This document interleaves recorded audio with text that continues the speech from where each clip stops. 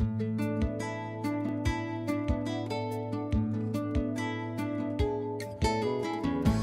grew up in the Midwest. I was a professional musician until I was in my early 20s. I've got 4 children who grew up in Oregon. I've been here for 24 years. I've had a wonderful experience both starting and selling a company and then being able to invest and mentor other companies and other entrepreneurs, and I found it a very wonderful experience because I love the entrepreneurial process and I love to be around people with their hair on fire and excited about what they're doing, and just to the exclusion of everything else. The business that I'm involved with now is Genesis Financial Solutions, and it was started in 2001, soon after I sold my first startup company, Renaissance. The role that I had was as the sponsor, the founder. There were a couple of other of my colleagues from my prior company who were actually running the company day to day. But I found the capital and helped create the strategy and was very active in that. I'd say the risks that I took were less financial just because of the happy circumstances that occurred when I sold my first company. But a lot more had to do with having other investors and employees that I feel and felt a lot of responsibility for. The risk of failure has always propelled me much more than the possibility of success.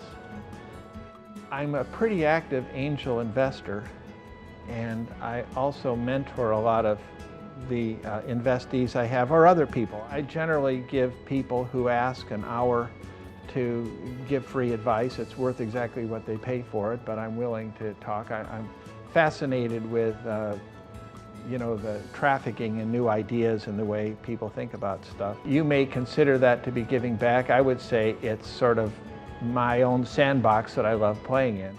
I feel that from when I was a teenager, I had this vague sense that I would be an entrepreneur, not because I was actively doing anything about it, but because it was just the way I was wired. And I found as I grew up that I was an absolutely dreadful employee. So I probably couldn't have held a job with anyone who had any sense for long. And I had to find some way to make a living. For someone who has a comfortable job and a yearning to, to try being an entrepreneur, the chances are good that it's not a great financial decision. Probably the net present value of having a good job and staying on with that is going to be as good or better, and certainly a smoother ride than being an entrepreneur. So if you have to do this, then I'd say go for it.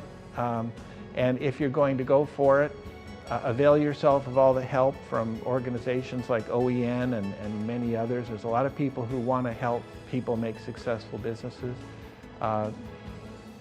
Plan, replan, and then plan again. My first venture on my own, I think I wrote 39 different versions of the business plan. Every time I wrote it, I hated it a little more, but it got a tiny bit better. And that's just the kind of attention that you have to pay to it and the thoughtfulness behind it.